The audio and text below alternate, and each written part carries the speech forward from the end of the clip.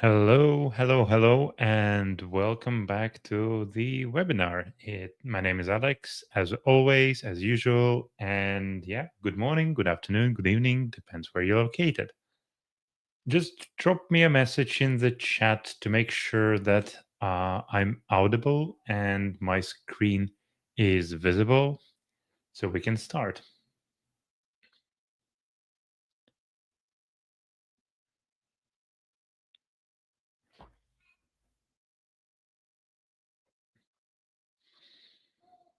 Okay, I would assume that I'm I'm audible and we can begin, right?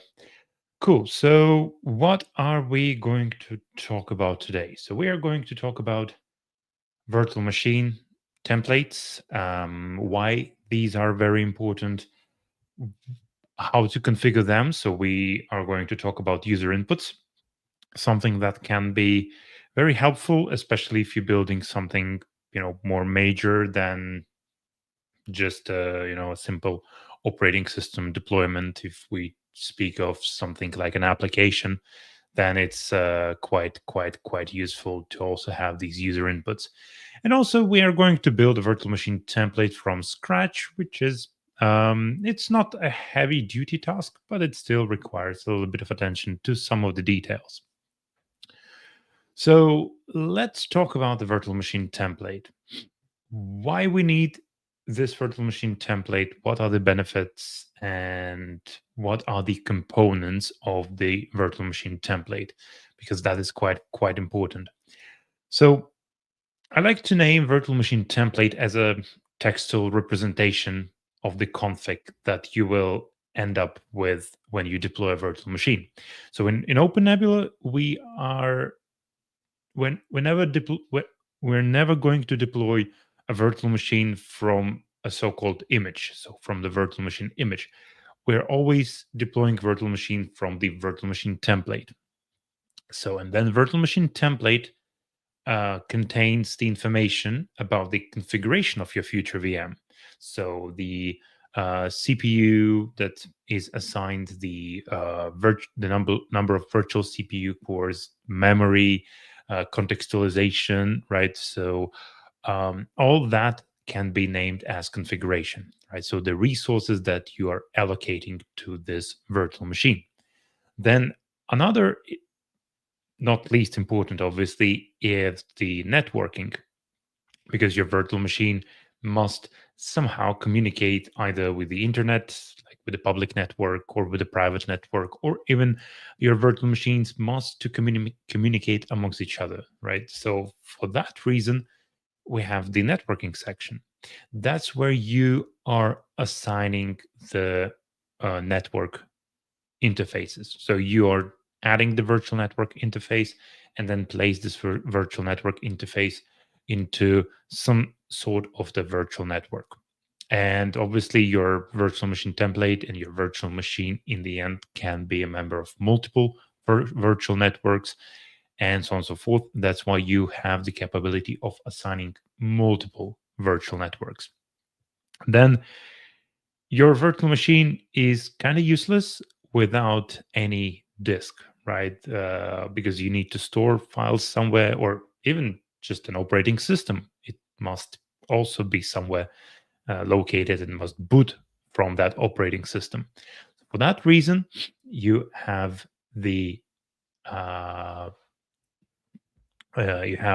images, right? So image is a snapshot of a disk. And although we typically, if you're just starting, if you just just go there and just download any kind of an image from our public marketplace, then typically that is the operating system image, right? So the bootable operating system, which is a very common type of the of an image. However, it is not the only type of an image you can have. It Your image may be an empty disk that you just assign, right? Your image may be some kind of disk with the data. So it may contain some data that you need to work with. And then the image may be persistent or non persistent. Basically, Non-persistent, you can deploy multiple machines out of this image, or multiple virtual machines can claim this image, because instead of an, instead of operating on the original image, you're creating a clone during the deployment. Or it may be a non-persistent, basically, right? So that is another part of the virtual machine template, because you need to say like, okay, you're going to boot from this. And as well, so we have much more, but right now we just look at some basics of the virtual machine template.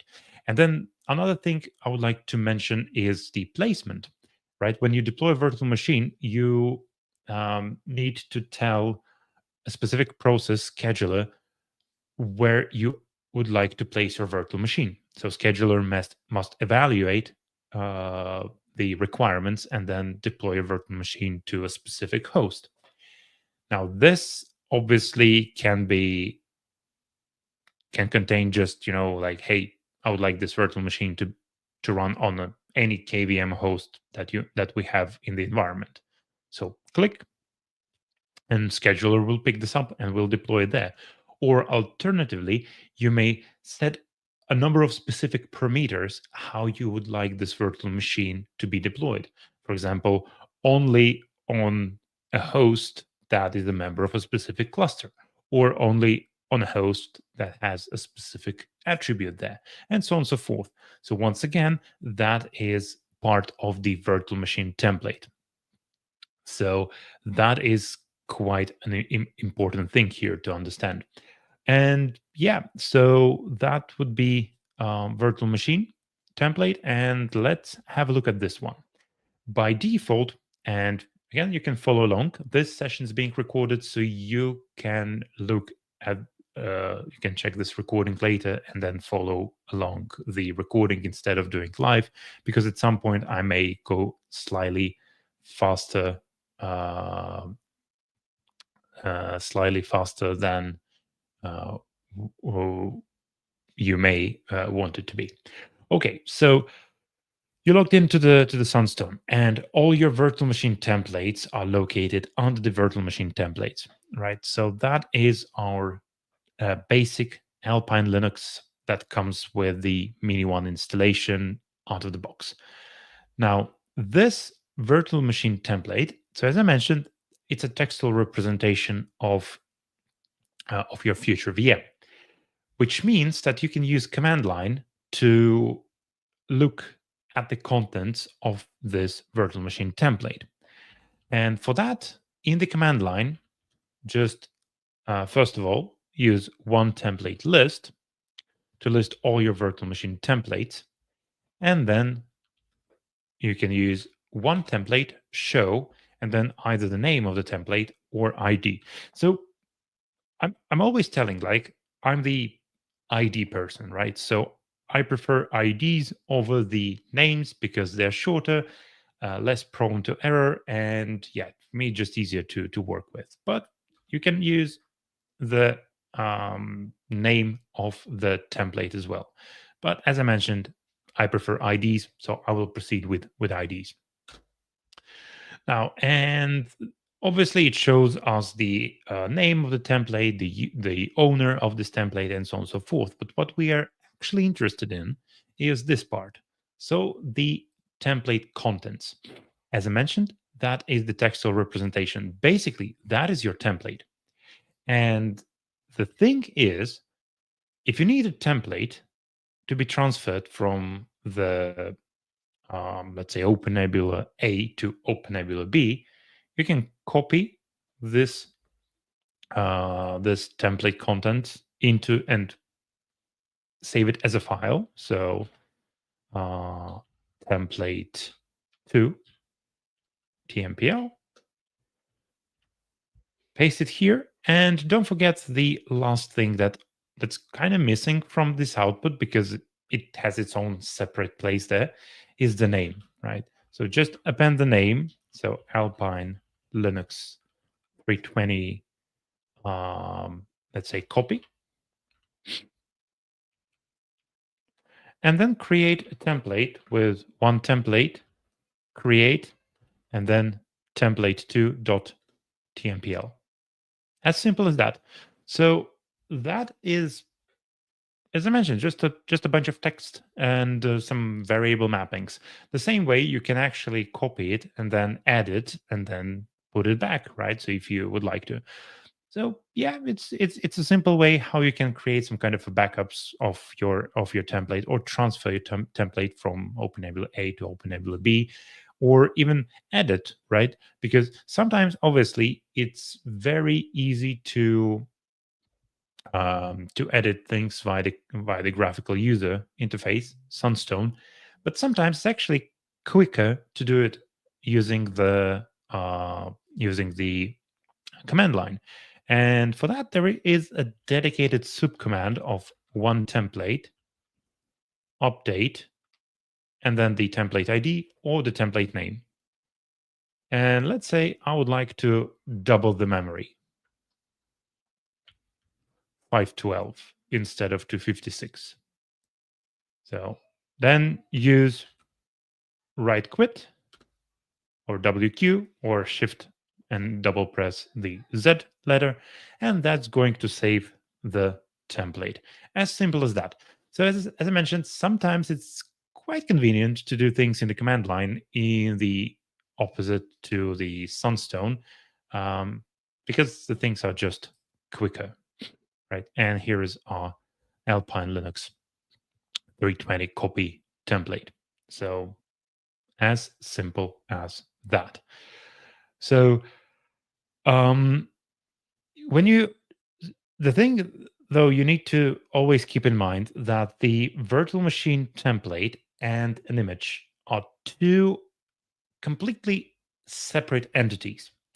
When we are going to apps and downloading a new, let's say, Alma Linux image, and we're importing it to a data store, right? It comes along with the template, but we can just get an image and completely ignore the template, right? Then once we place an image and virtual machine template into our OpenNebula, so as soon as you click finish, that's where relationships actually between the virtual machine template and image are kind of separating, right? So it's no longer downloaded as a single entity. So they exist in their separate section, and you can delete the template or you can delete an image separately from a template, right? So that is another thing just to keep in mind that um, even though this virtual machine template, the Alma Linux template 9, is using that image, the Alma Linux 9 image, I can go there and completely wipe it out. So my virtual machine template stays. Again, because as soon as they've downloaded, two separate entities. So this is something just to keep in mind. And that actually also very important to understand that any reference to other things like networks is also just a reference. So I can add a virtual network interface into this template and then delete the network that it refers to, right? So uh, nothing's preventing me from doing this one. So once again, it's just a reference, right? So there is no, and then keep in mind that, well, whatever you do in OpenNebula, right? In whenever you manage your templates, you always need to think that there might be some references here and there. So don't just blindly go and wipe things out. So always think about whether there is some kind of virtual machine template using that. Luckily, well, if you'll try to instantiate a virtual machine and then there is the damaged reference, then the front end, the interface is going to tell you about it. So you're still kind of on the safe side. So you're not going to deploy just an empty VMs. However, just a good thing to remember that even though there are references, these are separate entities and managed separately. So then your virtual machine templates, obviously, they have permissions and they have their own owners and the groups. which is very, very important once again. And for this topic, we need to keep in mind in the back of our head that um, even again, the image is separate thing, right? So right now we're going to this approach. We're going into permissions. Keep this thing in mind that virtual machine, template, and image separate entities. So in order to give your users permission to run or to instantiate a virtual machine from this template, you need to allow them to use it, right? To use this virtual machine template. And if you'd like this virtual machine template to belong to someone, then you can change the ownership. So, owner and the group. By default, if you tried OpenNebula yourself, or maybe if you attended other my training webinars, you remember that by default, the owner is the sole owner of their resources, which means if that template is downloaded by a user named user, then only user named user will be able to instantiate this virtual machine from this virtual machine template. By default, resources are not even shared within the other members of the group. You can change that, but by default, it's not like that. So keep this in mind. Now, you need to allow other users within the group or other users, or that means other uh, users of OpenNebula that are not members of your group, to use this template. But that's not it. Here comes the catch. So, virtual machine template is the virtual machine template, but there is also an image. And image has the same set of permissions.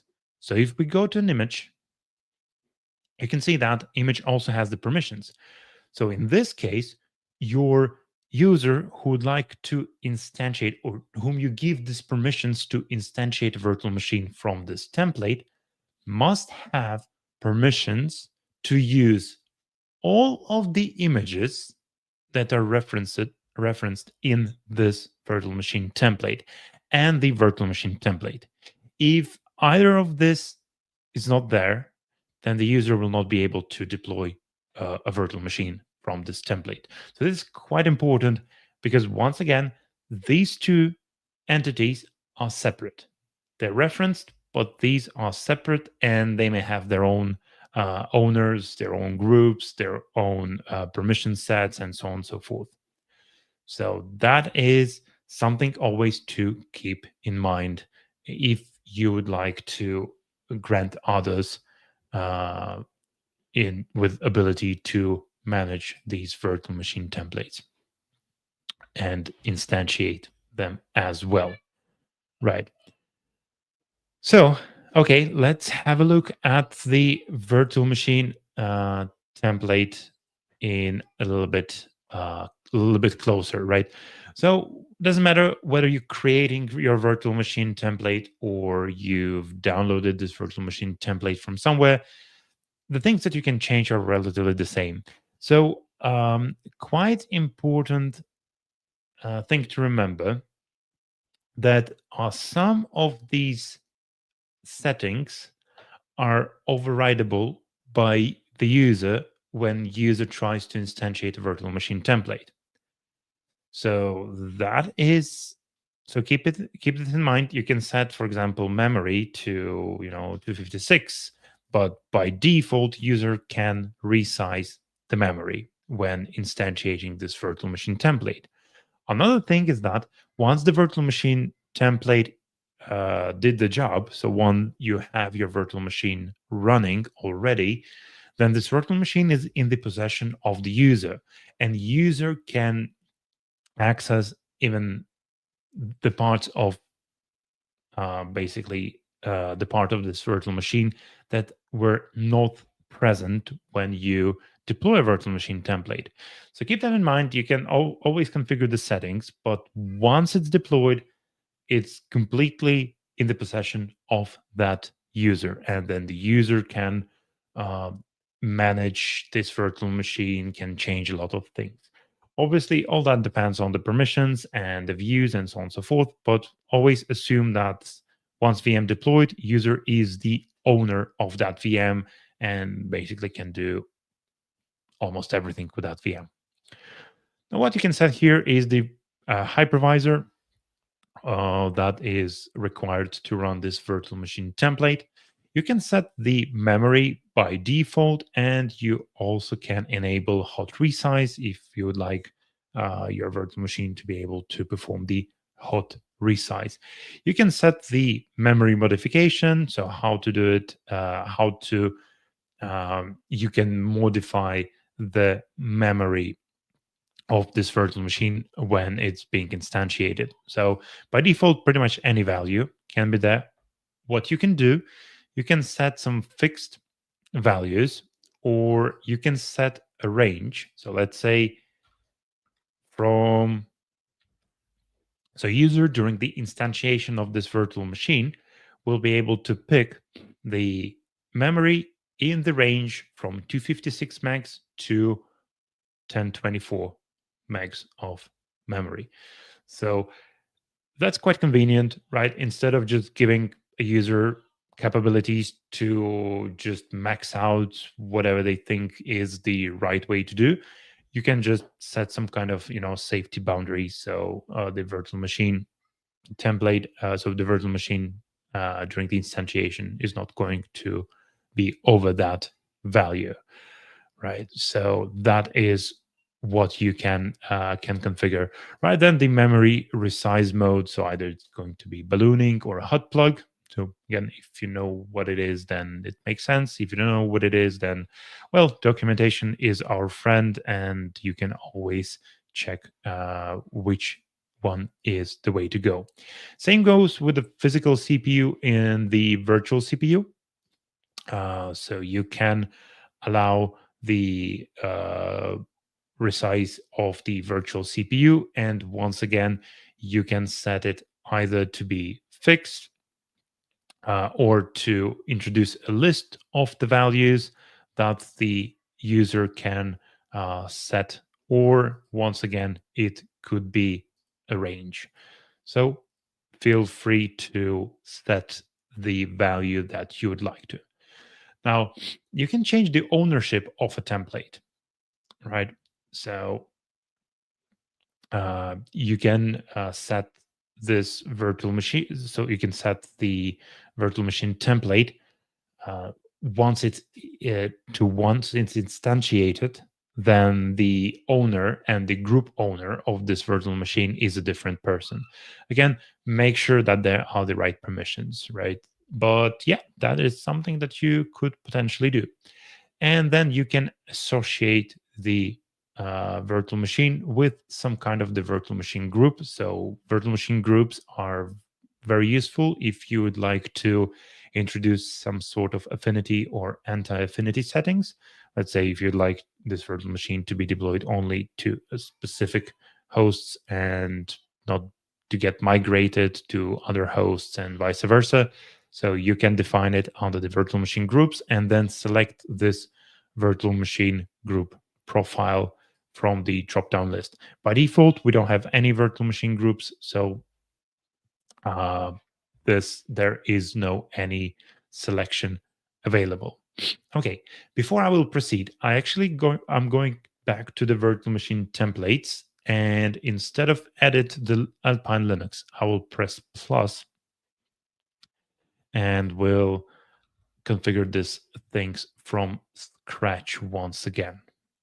So let's say it's going to be range 256, 1024, one physical CPU, and then let's say could be two virtual CPUs. So another thing is costs, right? So it may be useful for you to calculate the monetary value of running this virtual machine. So you can introduce these costs and then trigger the show back an accounting report so you can see how much of the resource allocation was done for a specific user, and then the how much this user owes you, so you can charge, and you have some kind of a proof that, okay, I need to charge you for 25 euros, and that sum is based on the following report. So to do that, you can introduce the costs of running the this virtual machine, and we have separate for memory, for physical CPU, and for the disk. So another thing is, obviously, if you would like to add some prettiness to that, you can pick up the logos. Logos are here in the list, so that's what we are supplying with. Alternatively, you can upload your own logos to the OpenNebula front end. Again, it's not going to be a graphical UI task. You will need to tackle a little bit of the command line, but you can do it. You can place it there and then select it from the drop-down list. So, for example, if some kind of a logo is not here for various reasons, you can add your own logo. Or alternatively, if let's say you're building some kind of an application and you would like it to have a custom logo instead of just a generic Ubuntu or Alma or Alpine, then yeah, you can also you can upload your logo for that reason. And obviously, we need to name our template somehow. So custom Alpine. That is going to be the way to go if you are following along. Right.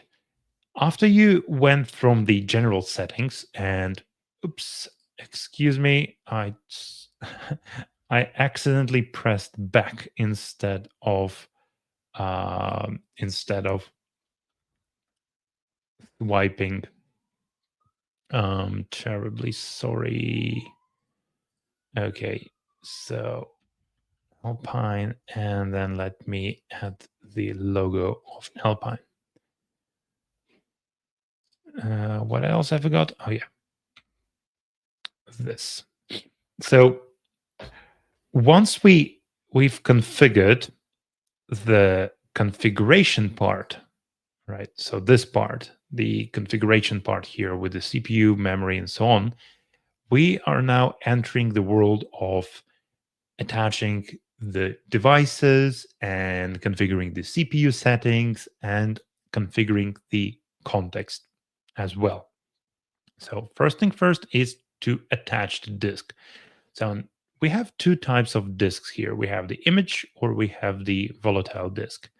So the image is at least bootable operating system, while the volatile disk is a scrap data, so something that you don't care about. The best example for the volatile disk would be to place a swap there. So that's going to be a swap partition because you don't care about this disk, and it can be destroyed anytime. While the image is actually your bootable operating system.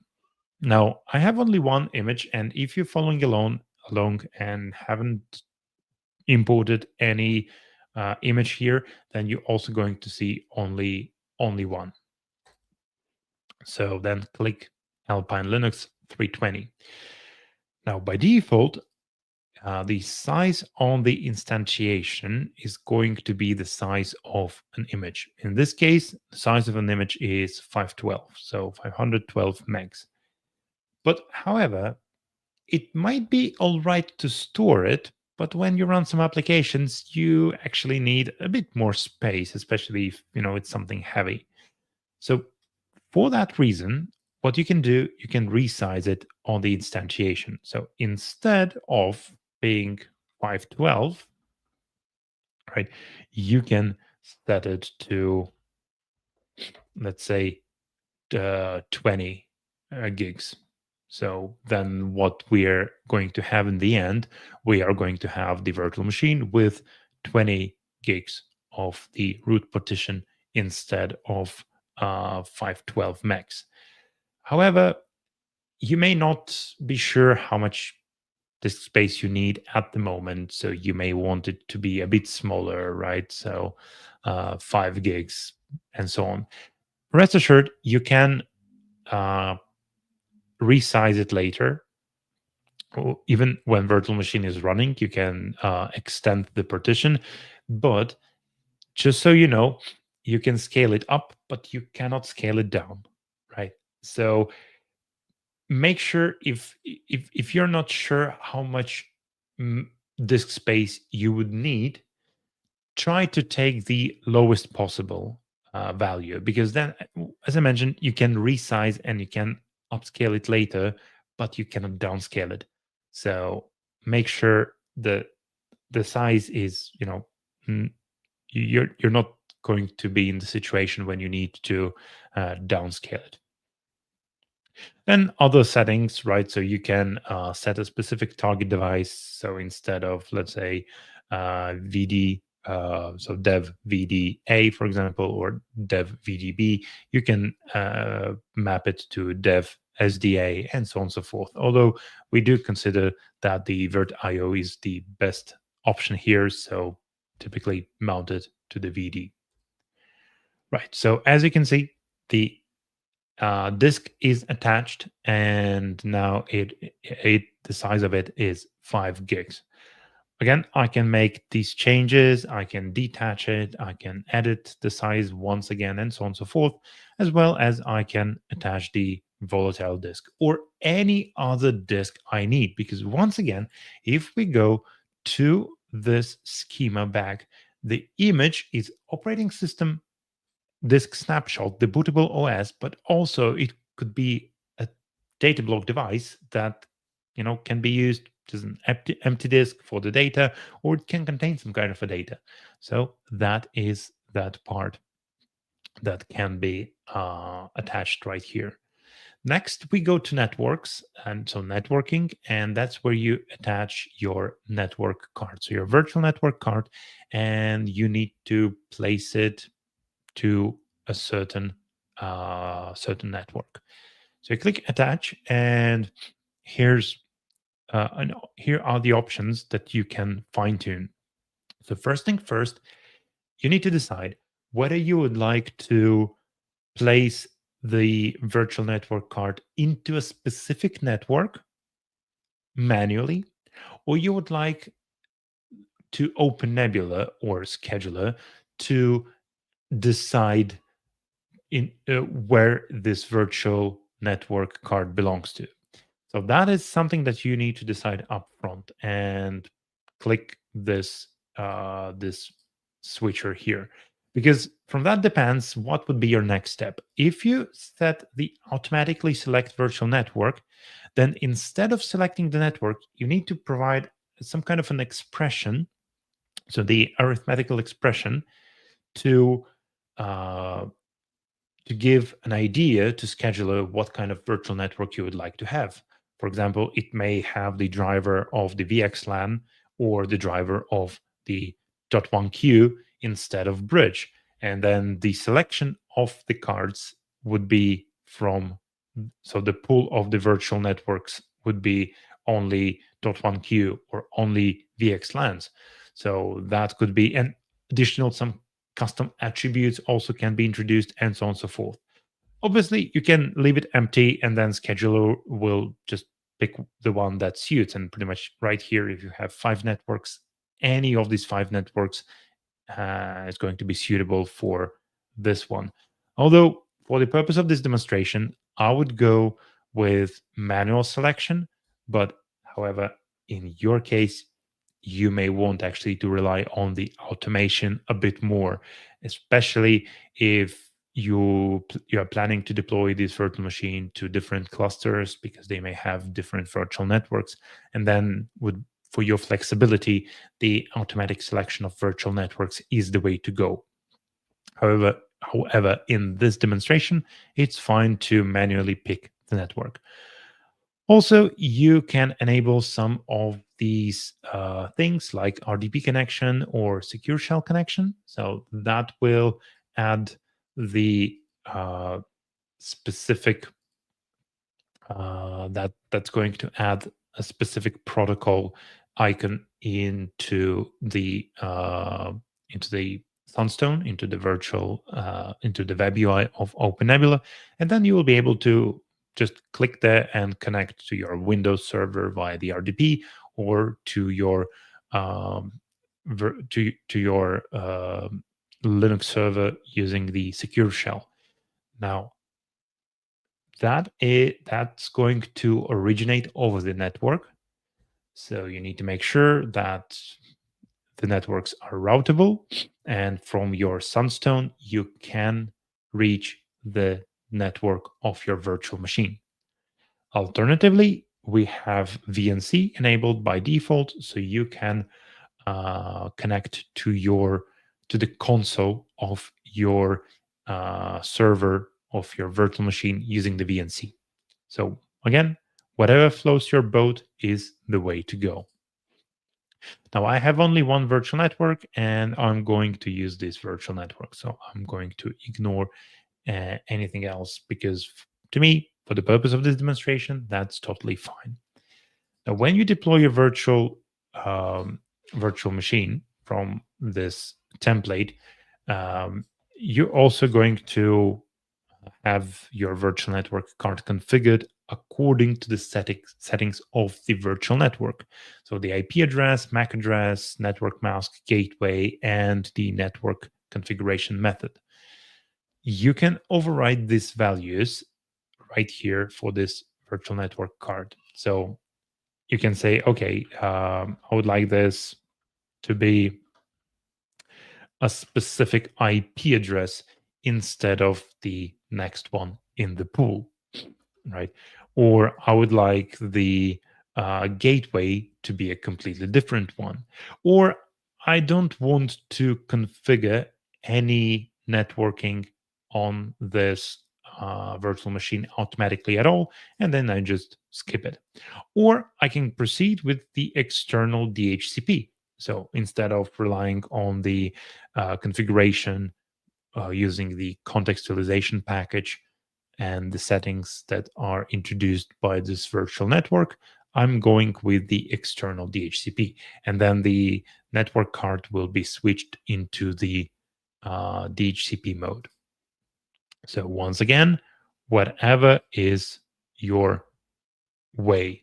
But typically, unless it's some kind of an exception, let's say virtual router or something like that, where you would really like a specific IP address, it makes sense to leave these as is. Same for the quality of service, so networking quality of service. If you wish, feel free to configure them right here. Alternatively, if you don't want this to be overridden and just you would like these values to be taken from the virtual network settings, then leave them as is. Additional fine tunings here. So you can select the boot order if you would like it to be different. You can log down to a specific CPU model. And if you would like this virtual machine to be locked down to a CPU, to a specific CPU model, then you may enable some kernel path. So if you would like to use some custom path to a kernel, and if you would like forcefully to enable the QEMU guest agent, that's where you can fine tune it right here. Same goes to the architecture, to the firmware. So if you need to run some custom firmware, then that would be where you can select that custom firmware. And same goes to the ACPI settings, local time, and so on and so forth. So right here, you can configure all the CPU and operating system features if you need to. Okay, should you need to, that would be the place. If you don't need to, then well, just enable the QEMU guest agent for, let's say, better monitoring or for some additional features, and that would be it. Now, if you have any PCI devices like GPUs and so on that you would like to this virtual machine to utilize, then that's where you can attach your PCI device. So you attach a specific PCI device, for example, specific graphic card. If you are planning to run some, well, let's say some large language models here, then that would be where you can configure that, and that's where you can attach your PCI device.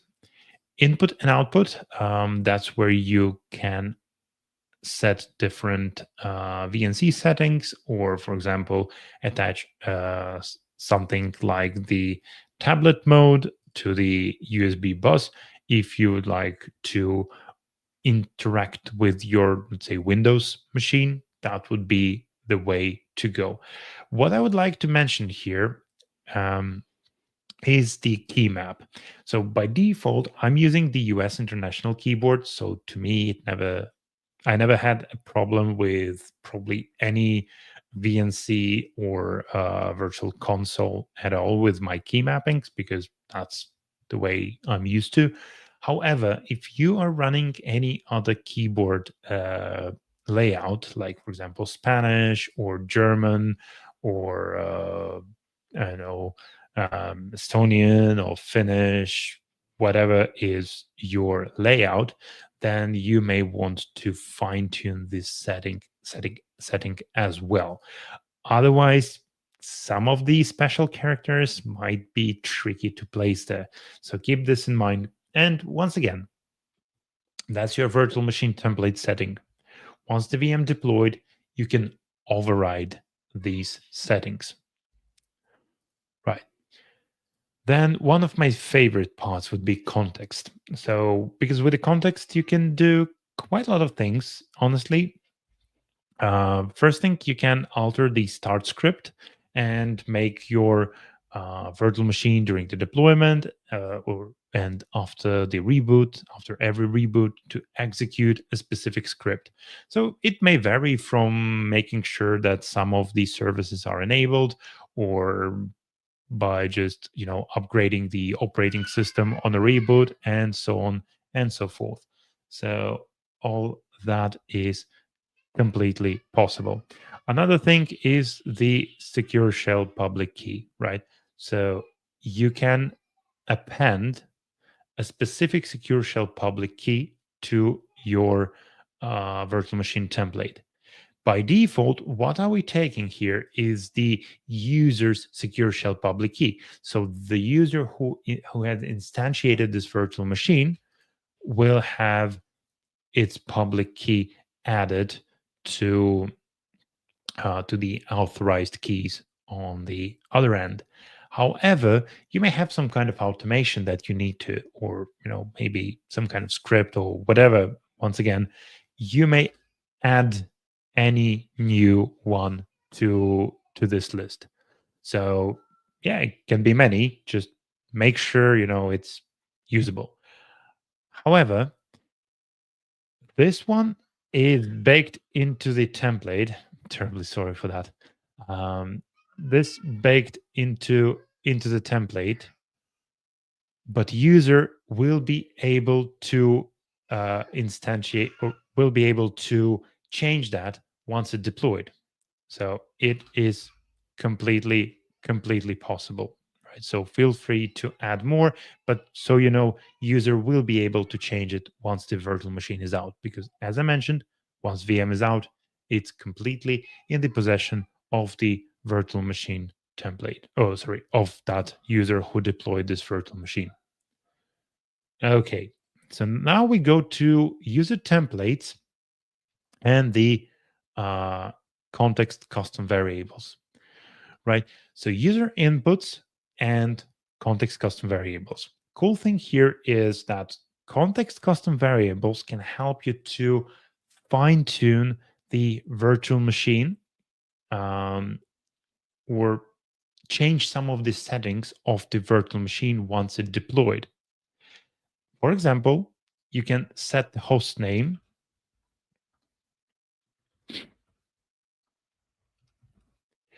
to a specific host name.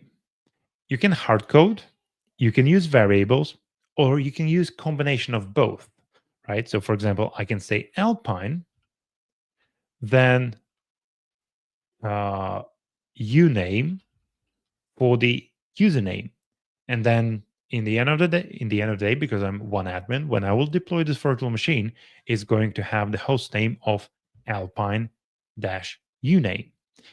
Now, then you can also ask your users, your prompt the user for a specific input, and this input will end up as the part of this variable list. So, for example, you can ask a user to supply the time zone, and you can set something by default like UTC. Now, the thing here is that we have a bunch of these specific dedicated um, context variables that are going to trigger some change, and time zone is one of it. So, what I'm doing here, I'm actually mapping the user's time zone, the prompt for the time zone to the user, and I'm mapping it to the samely named uh, template, a custom variable that will trigger a logic of configuring the time zone. So it's quite a cool hack here, because it will end up as the uh, context variable anyways, and will configure the time zone. Alternatively, obviously, what you could do, you can set time zone and then map it to a custom variable, right? So here is the thing. And as I mentioned, we have a bunch of these. So you can have a look in the documentation for the whole set of these custom variables. One of these would be password, as the example, and I will set it to OpenNebula.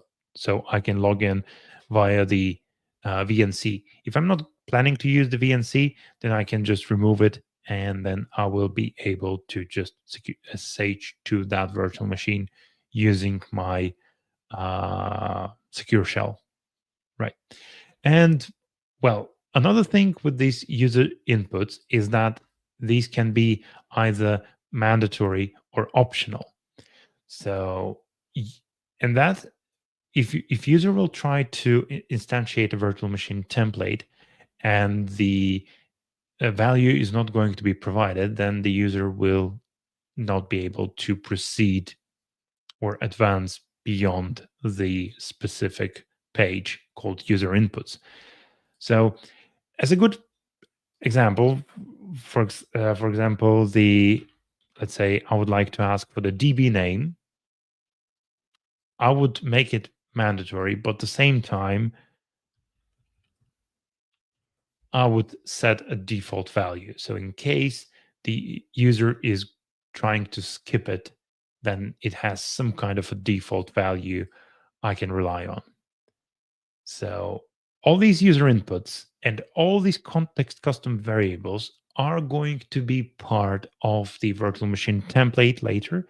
So you can actually, once again, you can change these from the command line instead of going through the Sunstone once again. So if you prefer command line, we got you covered. You can do it from the command line as well. Right. So, what else is quite interesting here, and it's a very tricky thing. So, we have our networks configured with all the network configuration, and that's going to configure. So, presumably, that's going to configure my network card. However, we are leveraging our own contextualization package to configure the network card.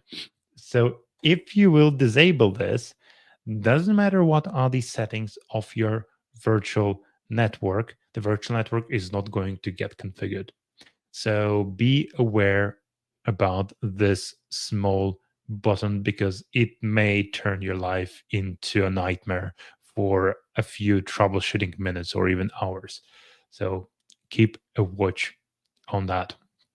So another thing that we have is the one gate. So you can communicate with the OpenNebula from within the virtual machine. Now this one requires the one gate token.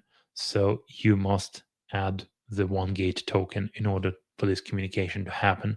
Otherwise, you are not going to be able to do so.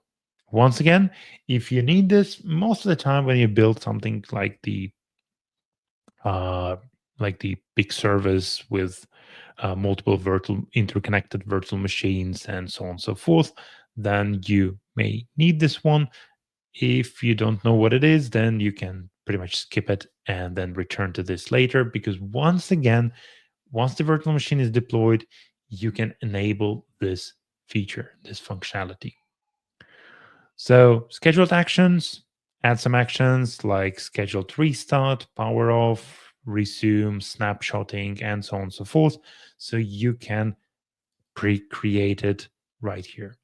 In the placement section, that's where you define what are the requirements for this hypervisor to deploy this virtual machine, and also different policies. So these policies uh, are going to be considered by the process called scheduler.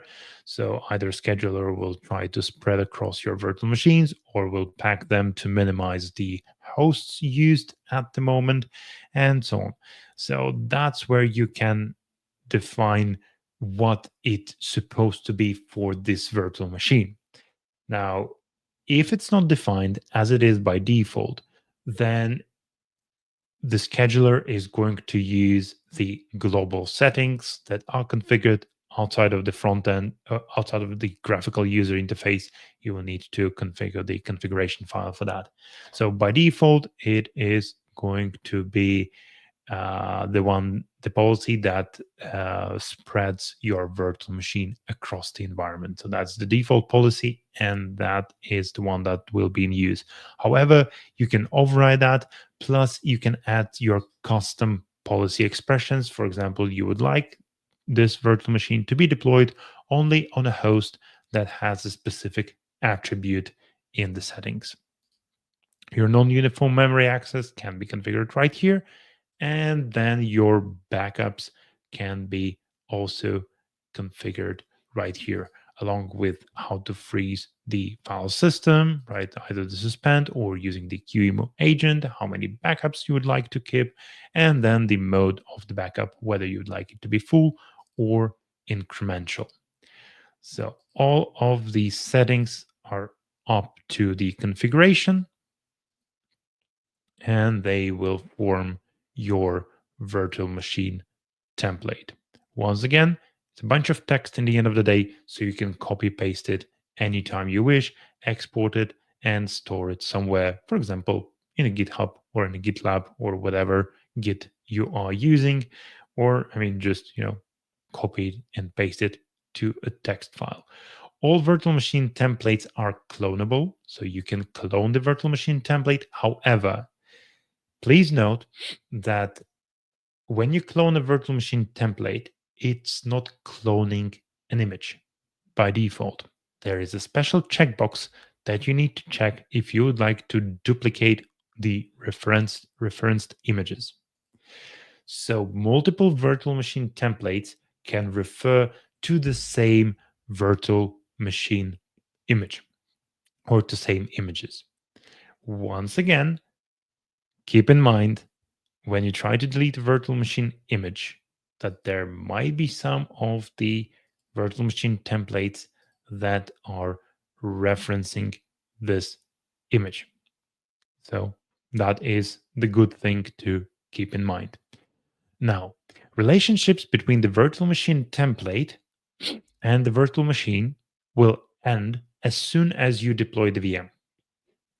Right? So, for example, I would like to deploy this VM, and I would like it to be, let's say, 1 gig. And I would like to name the virtual machine name as my VM, and I would like it to be only one, right? So there is the user input that is important here. And as you can see, the DB name and time zone are predefined. Why these are predefined? These are predefined because I have the default setting there. And while it doesn't matter for the time zone, right, it actually matters for the DB name, because if I will try to delete it and I will try to advance, I think I haven't. Yeah, let me place it right here. So then as you can see, I can override some of these settings. So I can extend it, and instead of set it to be 5 gigs, I can actually make it a bit more. Same goes for the networks. I can change some of the network aspects. I can add an alias. So if I would like to have secondary IP address from the same network, I can add an alias right here. And I click finish. So my virtual machine template, my virtual machine will be instantiated from my virtual machine template. And right here, that's it. So the virtual machine template and the VM that was instantiated from this virtual machine template, their relationship is over, which means that I can effectively go there and let me just snap a clone of it. And I can go and remove the virtual machine template. That's it, because relationships are over. However, it's not a true for an image. If I have a virtual machine that's running from an image, I will not be able to remove this image, right? So if at least one VM is using that image. So quite an important thing to be aware of. And as we can see, the VM is up and running. The name of it, I'll try to zoom in a bit. So the name of it is Alpine -1 admin. As I mentioned, I'm using the combination of the um the static, something they hard coded like Alpine, and then the variable, which in this case is my username. I can also use the group name. I can use some other variables. I also can reference the variables of this template. So, for example, I can set the host name the same as the name of my virtual machine. So instead of Alpine 1 admin, I would, in that case, I would have my VM as the uh, as the name of it, and OpenNebula as the password, and I'm successfully in, because once again I've set the password at the template level, and the password is something that will be used by our contextualization package to set the password for the root user. As I mentioned, once it's here, this virtual machine is in the possession of the user, and you can fine tune some of these settings, right? So, like change the time zone, for example, change the host name, once again, as the example, or add anything else. So, if you wish to, right? So that is once again doable, and you can do that. So instead of this, it's now going to be Alpine, Alpine. Same goes to the storage, right? So you can resize the running virtual machine. You can attach the network, you can attach an alias, you can manage security groups, and so on and so forth.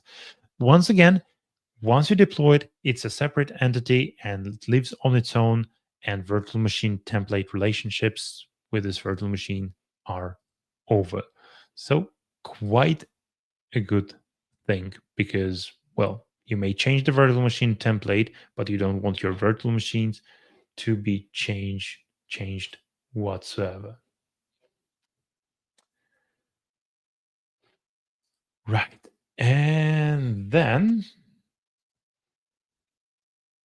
what we went here, we went through the virtual machine template basics, right? So we've went through the context section. We also touched almost every part of the virtual machine template in either of the depth.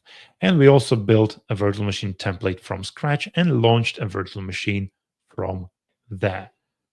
So, considering that we are at the end of our of my presentation actually and my demonstration, I will have a look in the chat and we'll answer your questions. Okay. Hi, Kashif. The last can tell me about how to add images and then attach to the virtual machine. So, yeah, the source of an image could be a multitude of things, right? So it might be the apps.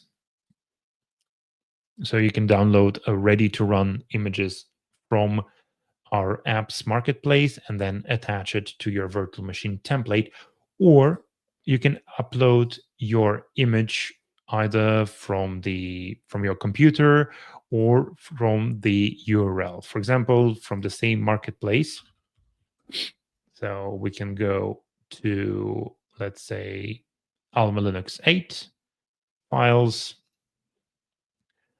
copy that link, go right here, Alma 8 operating system, place it to an image data store. Next, finish.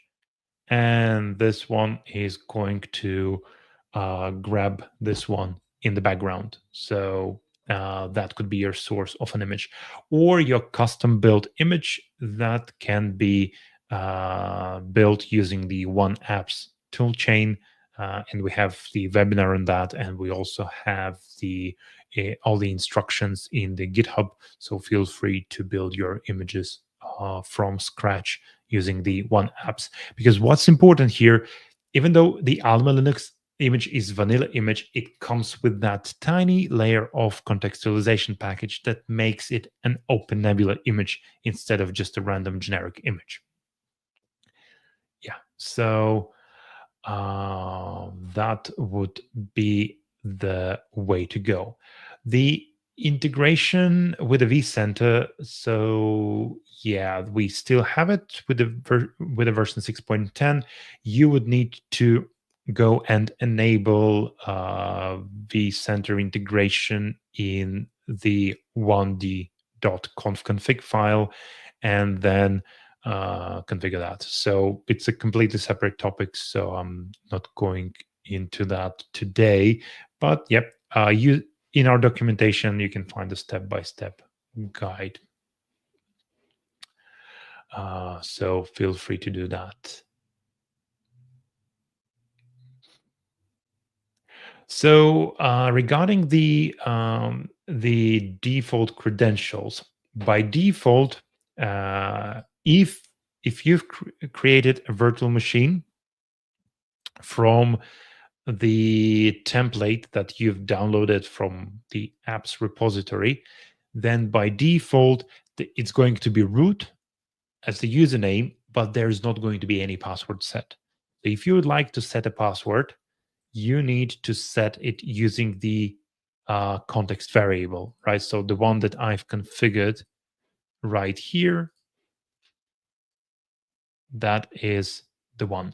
So you need to set it like that. Otherwise, it has no password and you're unable to log in using the secure shell and passwordless authentication using the key supplied right here. So that would be regarding the course. So we have the trainings available. You can join them using the dedicated portal. So we are running them publicly. Yeah, feel free to reserve your seat and then attend. We have an in-depth trainings starting from zero to hero using the how to use OpenNebula. Basically, you can join without any prior knowledge of OpenNebula, and you will end up as the, I would say, quite seasoned administrator to a certain extent. So feel free to join that. Alternatively, you can try to tackle it yourself. And don't forget that we have an awesome, amazing community and our community forum where you may have some issues that were already resolved or answered by our community members. So check our forum for this kind of information. And Also, we are running webinars on different topics from basic OpenNebula 101, the operations, and then ending with what's new or how to migrate from, let's say, VMware, or how to use various aspects of OpenNebula and so on and so forth. So feel free to jump to our next webinar either by myself or by my awesome colleagues. Any other questions? Feel free to use chat to drop a question right there. Um, I'll be very happy to answer.